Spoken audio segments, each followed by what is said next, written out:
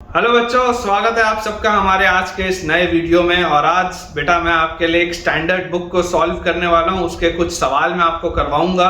उस बुक का नाम आपको नीचे डिस्क्रिप्शन बॉक्स में दिख जाएगा और साथ में ही हम कौन से चैप्टर की कौन सी एक्सरसाइज और कौन से क्वेश्चन सॉल्व करने वाले हैं आज के इस वीडियो में, वो भी आपको उस वीडियो के डिस्क्रिप्शन में भी दिखाई दे देगा।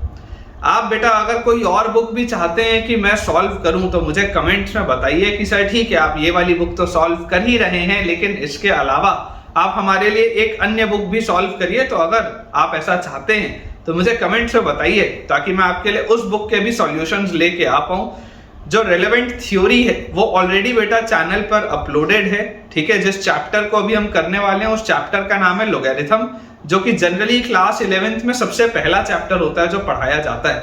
और इस चैप्टर की जो भी एंटायर थ्योरी है, जो भी रेलेवेंट इंफॉर्मेशन है आपको जो जानना चाहिए, वो सारी चीजें हमारे चैनल पर मौजूद है। उस चैनल की उस जो चैप्टर की बेटा प्लेलिस्ट भी है वो मैं डिस्क्रिप्शन बॉक्स पे आपके लिए पोस्ट कर दिया हूं, ताकि आपको वहां से सारा थ्योरेटिकल कंसेप्ट समझ में आ जाए। और सबसे पहले मैं आपको रिकमेंड करूंगा कि अगर आपको लोगैरिथम की बहुत ज्यादा जानकारी नहीं है तो इस वीडियो को देखने के पहले आप एक बार उन थ्योरेटिकल लेक्चर्स को देखिए, जिसका आपको बेटा नीचे डिस्क्रिप्शन बॉक्स पर लिंक दिखाई दे रहा होगा, ताकि आप ये वाला चैप्टर और ये वाला लेक्चर ज्यादा अच्छे से अप्रिशिएट कर पाए।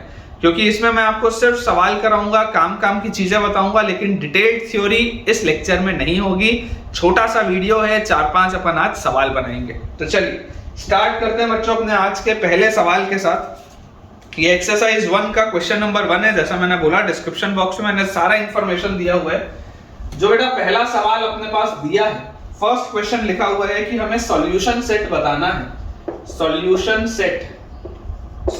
Set of the inequality, solution set of the inequality. कौन सी इनइक्वालिटी का हमको सॉल्यूशन सेट बताना है? 2 माइनस लॉग बेस 2 पर, और नंबर की जगह पर यहां पर लिखा हुआ है x square plus 3x and this is greater than equal to 0 is dash. ये अपने पास बच्चों पहला इसमें सवाल दिया है।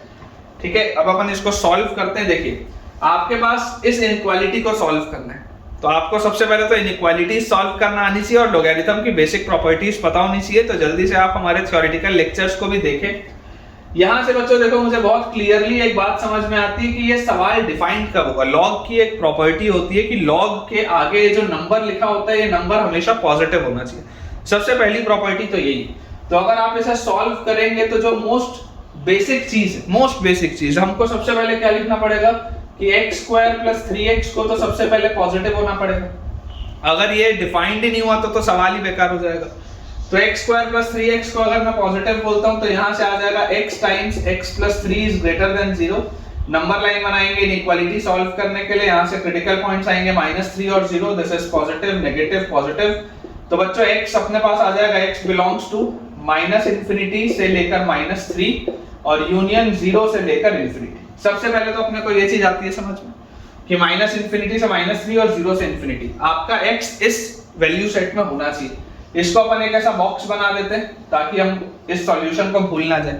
ठीक है, उसके बाद हमको यहाँ पर दिखाई देता है कि अब बाकी तो पूरा सवाल डिफाइंड है, अब इसको हमें नॉर्मली सॉल्व करना है। तो अगर इसको सॉल्व करना है तो इसको हम लिख सकते हैं, अगर ये चीज उधर जाएगी तो log बेस 2 और x स्क्वायर प्लस 3x, ये पूरी चीज must be less than equal to 2। ये पूरा अगर इस साइड आएगा तो ये पूरी चीज क्या आ जाएगा, 2 या उससे छोटा। अब क्योंकि बेस 1 से बड़ा है, ये भी log की प्रॉपर्टी होती है कि अगर बेस 1 से बड़ा है तो अगर मैं इस 2 को उस साइड लेके जाऊंगा तो जो है इनइक्वालिटी का साइन रिवर्स नहीं होगा। ये बहुत बेसिक से पॉइंट्स है जो मैंने थ्योरी में आपको कवर करवाए हैं। और मैं बार बार इस चीज को बोल रहा हूँ, थ्योरी के लिए आप एक बार डिस्क्रिप्शन बॉक्स में देखें। मैंने वीडियोस बेटा लिंक पोस्ट किए हुए हैं। बिना वो देखे डायरेक्टली अगर आप ये देखेंगे तो समझने में आपको तकलीफ आएगी। ठीक है, यहां से देखिए हमारे पास आ जाएगा x स्क्वायर प्लस 3x, क्योंकि बेस 1 से बड़ा है, उधर जाएगा तो 2 का स्क्वायर हो जाएगा। 2 का स्क्वायर मतलब ये आ जाएगा, यहाँ पे आप इसको लिख सकते हैं 4। ठीक है, ये अपने पास चीज आ गई। तो यार यहां से मेरे पास आ गया x square plus 3x minus 4 is less than equal to 0। और यहां से बेटा अगर मैं इसको सॉल्व करूं तो मेरे पास आ जाएगा x square plus 4x minus x। तो ये आ गया plus 3x minus 4 is less than equal to 0। x common x plus 4 minus 1 common x plus 4 less than equal to 0। तो अपने पास इसके फैक्टर्स आ गए x minus 1 into x plus 4 is less than equal to 0। Number line में minus 4 और 1 हमारे पास क्रिटिकल पॉइंट आएगा। This is positive negative positive, तो x बिलोंग्स टू हमारे पास आ जाएगा क्योंकि क्लोज ब्रैकेट है माइनस 4 से लेकर 1 तक। अब हमारे पास आप देख सकते हैं कि x की दो वैल्यू सेट आ गई, तो हमें इन दोनों में जो चीज कॉमन है वो हमारा फाइनल आंसर होगा। तो अगर हम नंबर लाइन बनाएं और ये देखें कि कॉमन क्या है, तो सबसे पहले हम बच्चों इसमें क्रिटिकल पॉइंट्स प्लॉट करते हैं। ये एक माइनस 4 है क्रिटिकल पॉइंट, फिर माइनस 3 है क्रिटिकल पॉइंट, उसके बाद एक क्रिटिकल पॉइंट है 0 और उसके बाद एक क्रिटिकल पॉइंट है 1। ये वाला जो बच्चों ब्रैकेट है ये हमको बोलता है माइनस इंफिनिटी से माइनस 3 तक हम जाएं। माइनस 3 पे हॉलो है इसलिए मैंने हॉलो कर दिया, और फिर 0 से हम इंफिनिटी में लें। तो ये हमारे पास हो गया पहला वाला वैल्यू सेट, और दूसरे वाले में है माइनस 4 से 1, दोनों में क्लोज्ड है। तो दूसरा वाला बोलता है कि आप माइनस 4 से लेकर 1 के बीच में कुछ भी ले लो, कोई दिक्कत नहीं। अब ये दोनों में कॉमन क्या है, तो बच्चों ये दोनों में कॉमन मुझको दिखाई देता है x बिलोंग्स टू माइनस 4, दोनों में अवेलेबल है, तो माइनस 4 क्लोज्ड से लेकर माइनस 3 ओपन तक, ठीक है। और यूनियन यहाँ पर 0 पर ओपन आएगा और से लेकर 1 पर क्लोज्ड आएगा। ये अपने पास फाइनल आता है, ठीक है। कि ये अपने पास बच्चों फाइनल आता है। एक बार इसका आंसर अपन देख भी लेते हैं। इसका आंसर आपकी बुक में जो है वो बी ऑप्शन में यही लिखा हुआ है, माइनस 4 क्लोज्ड से लेकर माइनस 3 ओपन तक, यूनियन 0 ओपन से लेकर 1 क्लोज तक। बिल्कुल सही, ठीक है, बिल्कुल बच्चों ये सही अपना आंसर है। अब इसमें देखिए एक वेरिएशन हो सकता था, ये तो मैंने सिंगल करेक्ट टाइप दिखाया, आपकी बुक में सवाल दिया, आप चाहें तो परचेज कर सकते हैं मार्केट से, ठीक है ना। काफी अच्छी बुक है बेटा, ये अपना फाइनल आंसर है। ये आपके पास जो दिया हुआ है ये सिंगल करेक्ट में दिया था, है ना, ये सिंगल करेक्ट में दिया था। अगर आप इसे चाहते तो न्यूमेरिक रिस्पांस टाइप में भी लेके जा सकते थे। न्यूमेरिक रिस्पांस टाइप कैसा होता, मान लीजिए अगर आपसे पूछता कि find the number of integers, find the number of integers जो इसको सेटिस्फाई करते हैं, तो नंबर ऑफ इंटीजर्स कैसे हम बताएंगे। नंबर ऑफ इंटीजर्स बेटा आपको दिखाई देता है कि देखो माइनस 4 एक इंटीजर है जो इसको सेटिस्फाई कर रहा है, और 1 एक इंटीजर है जो इसको सेटिस्फाई कर रहा है। ये जो पूरा वैल्यू सेट आपके पास आंसर में आया है, इसमें केवल 2 इंटीजर्स हैं, एक माइनस 4 है और एक 1 है, तो इसका आंसर उस केस में 2 आ जाता, नंबर ऑफ इंटीजर्स में 2 आ जाता। आपसे पूछा जा सकता था कि find the sum of all integral values, तो इंटीग्रल वैल्यूज कौन कौन सी है, माइनस 4 और 1 है, तो दोनों का सम क्या आ जाता, तो माइनस 3 आ जाता। सवाल को पूछने के तरीके बहुत सारे हो सकते हैं, इंपॉर्टेंट चीज सिर्फ ये थी, ठीक है, जो हमको पता होनी चाहिए। इसमें कंसेप्ट कौन कौन सा लगा है, तो सबसे पहले ये बेसिक डेफिनेशन लगा है, ये बेसिक डेफिनेशन आपको आना चाहिए। ये सॉल्व करने के लिए आपको मेथड ऑफ इंटरवल जाना चाहिए, ठीक है ना, जिसको वेवी कर्व मेथड भी बोलते हैं, ये आपको आना चाहिए ताकि आप ये बता पाए कि आपके कौन से इंटरवल में आंसर आना है इनइक्वालिटीज में। और फिर ये आपका बेसिक डेफिनेशन होता है लॉग का कि अगर बेस 1 से बड़ा होता है तो इनइक्वालिटी के साइन में कोई भी चेंज नहीं आता। तो आई होप आपको ये पहला वाला सवाल बहुत बढ़िया तरीके से अच्छे से समझ में आया होगा। कोई अगर डाउट हो तो आप कमेंट्स में पूछे, और जल्दी से अपन अपने सेकंड सवाल की तरफ आगे बढ़ते हैं। सेकंड अपने पास बेटा जो क्वेश्चन लिखा है उसमें दिया हुआ है कि for n greater than 1, for n greater than 1 the product for n greater than 1 the product 1 upon log n base 2 1 upon log n base 2 multiplied by 1 upon log 8 base n 1 upon log 8 base n multiplied by 1 upon log n base 32 1 upon log n base 32 multiplied by 1 upon log 128 base n। ये अपने पास बच्चों सवाल है, ठीक है, ये अपने पास सवाल दिया हुआ है। सिंप्लीफाइज टू, इसको अगर आप सिंप्लीफाई करेंगे तो क्या आएगा, सिंप्लीफाइज टू डैश। अगर हम इसे सिंप्लीफाई करें तो सिंप्लीफाई होने के बाद आपका रिजल्ट क्या होगा, ये आपसे सवाल में पूछा जा रहा है। अब बच्चों हमें लॉग की एक बेसिक सी प्रॉपर्टी पता होती है कि जब भी हम रेसिप्रोकल करते हैं लॉग का, तो इंपॉर्टेंट प्रॉपर्टी क्या है, अगेन जो कि थ्योरी में कवर्ड है। इंपॉर्टेंट प्रॉपर्टी ये होती है कि जब भी आप रेसिप्रोकल करते हैं लॉग का, तो नंबर और बेस आपस में इंटरचेंज हो जाता है। मतलब कि ये जो 1 बाय log n बेस 2 है, इसको आप लिख सकते हैं log 2 बेस n। नंबर और बेस इंटरचेंज हो जाता है, ठीक है, ये नंबर और बेस जो है ये आपस में इंटरचेंज हो जाता है जब भी आप रेसिप्रोकल करते हैं। तो ये 1 बाय में लिखा हुआ है, इसको अगर आपको न्यूमरेटर में लिखना होगा तो आप ऐसे लिख सकते हैं। वैसे ये आपके पास क्या आ जाएगा, multiplied by log n base 8 multiplied by ये आपके पास क्या आ जाएगा log 32 base n multiplied by ये हमारे पास क्या आ जाएगा लॉग n बेस 128, ये चीज आ जाएगी। सबसे बेसिक प्रॉपर्टी तो ये होती है। इसके बाद अगर हम बच्चों ध्यान से एक चीज को याद करें तो हम देखिए कैसे लिख सकते हैं, इस 8 को आप यहां पर लिख सकते हैं 2 का क्यूब, ठीक है, इसमें कोई प्रॉब्लम नहीं। इस 32 को आप यहां पर लिख सकते हैं 2 की पावर 5 और इस 128 को बच्चों मैं यहां से हटा के इसको लिख सकता हूं 2 की पावर 7। अब एक प्रॉपर्टी और होती है लॉग की कि यार ये जो बेस के ऊपर पावर होता है ना, बेस के ऊपर जो पावर होता है इसको आप देखो रीअरेंज करके कैसे लिख सकते हो log 2 बेस n, तो वैसे का वैसा ही है। ये जो बेस के ऊपर पावर होता है ये अगर आप सामने लेके आओगे ना तो ये डिनोमिनेटर में आता है ना, 1 बाय करके आता है, मतलब आप इसको लिख सकते हो 1/3 log n बेस 2। मैं आपको ये समझाना चाह रहा हूं, ठीक है ना। ये जो बेस के ऊपर पावर होता है ये नीचे डिनोमिनेटर में आता है, वैसे जो नंबर के ऊपर पावर होता है ये सामने न्यूमरेटर में आता है, मतलब log 2 raised to the power 5 base n को आप लिख सकते हो 5 टाइम्स log 2 बेस n, ठीक है ना। ये सारी प्रॉपर्टीज मैंने आपको ऑलरेडी पढ़ाई हुई है और यहां पर आप इसको लिख सकते हैं 1/7 log n बेस 2, ठीक है, ये चीज हमारे पास आ जाती है। अब अगर बच्चों ये चीज हमारे पास आती है तो आप यहां से देखिए आपको एक चेन रूल और पता है कि ये log 2 बेस n और log n बेस 2 ये दोनों कैंसिल आउट हो जाएंगे, दोनों का प्रोडक्ट 1 आएगा। वैसे ये भी log 2 बेस n और log n बेस 2 दोनों कैंसिल आउट हो जाएंगे, दोनों का प्रोडक्ट 1 आएगा। तो यहां से हमारे पास जो आंसर आ जाता है, देखिए न्यूमरेटर में बच रहा है सिर्फ 5 और डिनोमिनेटर में हमारे पास बच रहा है 3 × 7 which is 21। ये अपने पास देखिए बच्चों आंसर आ जा रहा है 5/21, ये अपने पास इसका आंसर आ जा रहा है। एक बार चेक कर लेते हैं, बिल्कुल सही, बिल्कुल सही। तो आप देख सकते हैं सेकंड वाला भी जो क्वेश्चन था वो बहुत ही आसान सा सवाल था, कितना इजीली हमने सॉल्व कर लिया। लोगैरिथम की प्रॉपर्टीज को लगा के जल्दी से चलते हैं तीसरे सवाल की तरफ आगे बढ़ते हैं। जो बच्चों थर्ड क्वेश्चन अपने पास दिया है, थर्ड क्वेश्चन में हमारे पास लिखा हुआ है for 0 is less than a is less than π/2। इसका क्या मतलब होता है मैं अभी आपको समझाता हूं। इस कंडीशन के लिए बोला जा रहा है the value of log base 100, the value of log base 100 cot square